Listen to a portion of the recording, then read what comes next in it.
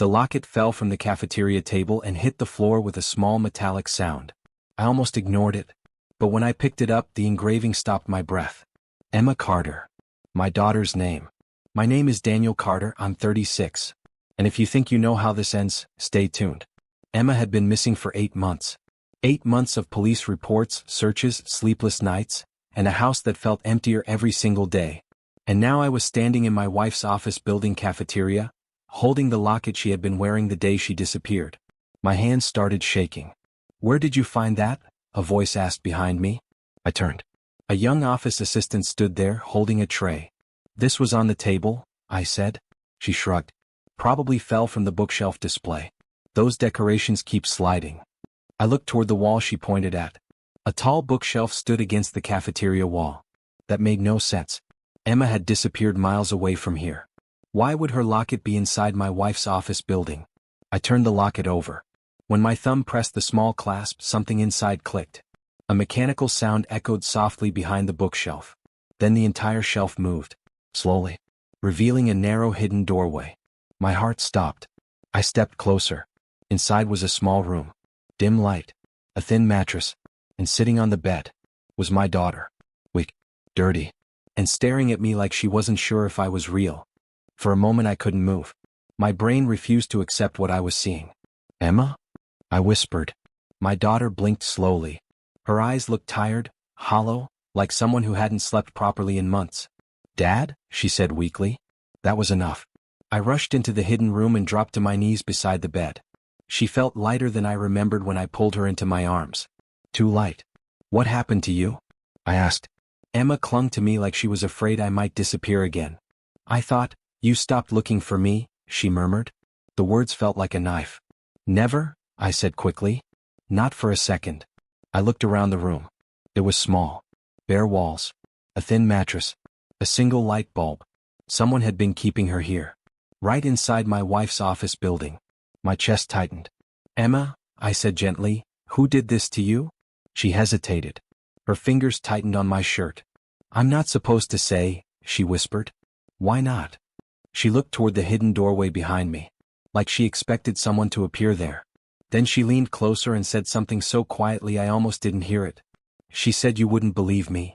My heart started pounding. "Who said that?" Emma swallowed slowly. Then she answered, "Mom." For a second the entire world went silent. Because the woman I had driven here to surprise was my wife. "Mom?"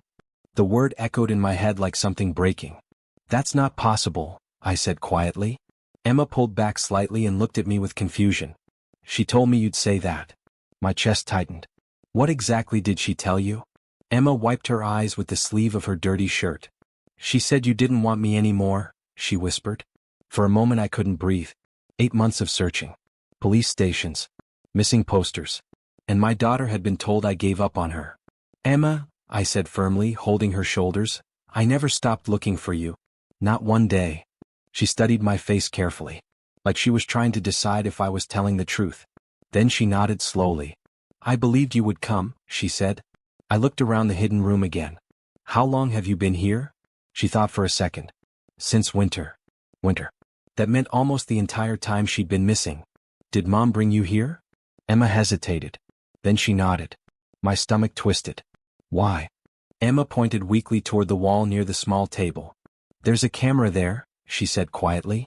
I followed her finger. A tiny lens was hidden inside a vent. Someone had been watching this room. Watching her. Watching everything. Then Emma whispered something that made the situation even worse. "She checks on me every night after everyone leaves the office." The sound of footsteps suddenly echoed outside the bookshelf. My blood ran cold. Emma grabbed my arm. "Dad?" she whispered urgently. "That's her." The hidden door started moving. Slowly. And my wife's voice came from the other side. "Emma, are you awake?" The bookshelf slid open. Slow. Quiet. I pushed Emma behind me. The doorway widened just enough for someone to step inside. And then my wife appeared.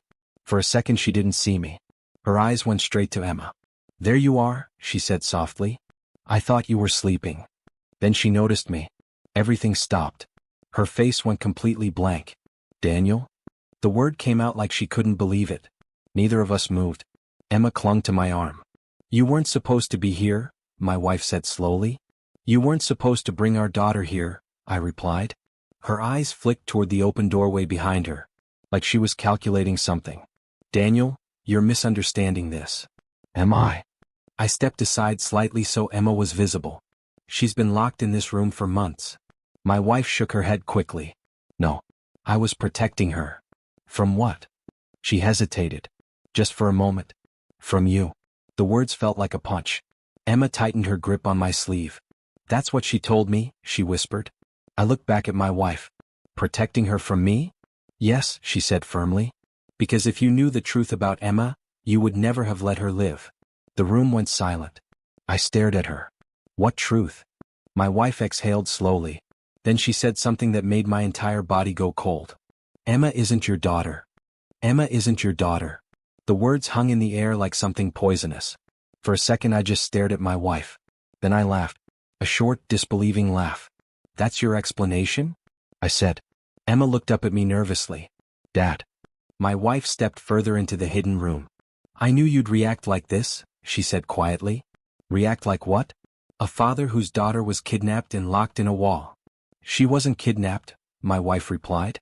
I felt my fist tighten. She was hidden. That's the same thing. No, she said firmly. It's not. Emma looked between us, confused. You said he would be angry, she whispered to her mother.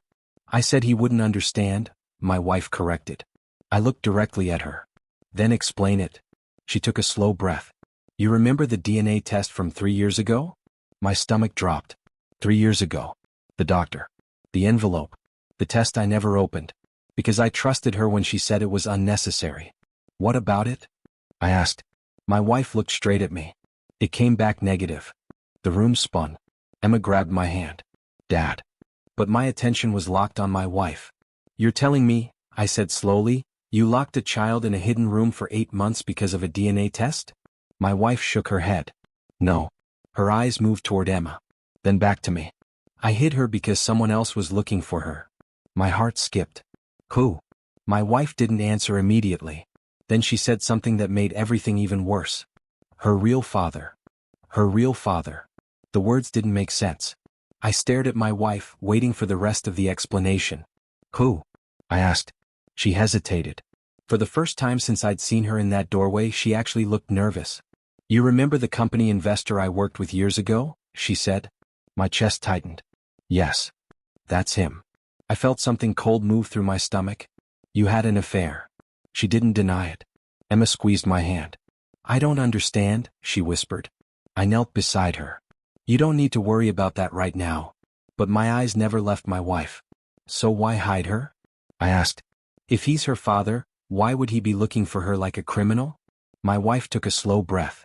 Because he found out about her. And he wanted custody. That's not illegal. She shook her head. No. But the way he wanted to take her was. Something in her voice made the room feel heavier. What are you talking about? She stepped further into the room. 2 months before Emma disappeared, he sent someone to follow her from school. My heart skipped. He said she belonged to him. Emma's fingers tightened in my sleeve. That's why you hid her? Yes. Without telling me? She looked straight at me. Because if you knew the truth, you would have contacted him. I opened my mouth to answer. But suddenly a loud noise echoed from the cafeteria outside. The bookshelf door started sliding open again. And a man's voice came from the other side. Looks like we finally found her. Emma went completely pale. And whispered one word. The bookshelf slid open completely. A tall man stepped into the doorway. Expensive suit. Calm face. The kind of confidence that comes from someone who always expects to get what they want. Emma hid behind me instantly. That's far enough, I said. The man looked at me like I was just an obstacle. So, he said slowly, you must be Daniel. My wife's voice trembled. You shouldn't be here. He smiled slightly. I told you I would find her. My heart was pounding now. You're the investor, I said. Yes. He looked down at Emma. Then back at me. She belongs with me. Emma clung to my arm. No, she whispered. The man ignored her. You've kept her hidden long enough, he told my wife. My wife shook her head. I did it to protect her. From what? He replied calmly. From you. He laughed. That's dramatic. Then his eyes turned toward me again. You're not her father. I know. The words came out before I could stop them. The man paused, surprised. Then he smiled. Good, he said. That makes this easier. I stepped slightly in front of Emma. You're not taking her. He tilted his head. And why exactly do you think you can stop me? For a moment nobody spoke. Then I said something he clearly didn't expect. Because the police are already on their way. His smile disappeared instantly. The man's smile faded. You called the police? He asked. Yes. For the first time since he walked into the room, he looked uncertain. My wife stepped forward quickly. It's over, she told him. You need to leave. He ignored her. His eyes were still locked on Emma. You can't keep her forever, he said calmly. She's my daughter. Emma pressed closer to me. No, she whispered. I don't want to go with him. The man's jaw tightened. That's not her decision. It is now, I said. He looked back at me. You're still pretending to be her father? I shook my head slowly. No. Then I put my arm around Emma's shoulders. But I'm the one who raised her. The sound of sirens echoed faintly outside the building. The man heard it too. He exhaled sharply. You think this is finished? He said quietly. Yes, my wife replied. Because now it's the law's problem. For a moment the three of us stood there. Emma between us. Then the man stepped back toward the doorway. You'll hear from my lawyers, he said. Maybe, I answered. But tonight, she stays with us. Police footsteps rushed through the cafeteria outside. Emma squeezed my hand tightly. And for the first time in 8 months, my daughter was finally going home.